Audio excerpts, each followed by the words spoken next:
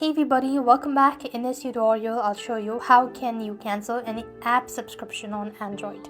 To cancel app subscription on Android, you want to watch this video right till the end. So what you want to do is, first of all, you want to come to your respective app store or Play Store, let's say. And then what next you have to do is simply click on the initials from the top right hand side corner of your screen. So here you have to make sure that you're selecting a correct account, and then you want to simply go to the section of payment and subscription, after which you want to then go to subscription. Here you could find a list of apps that you've bought a subscription for.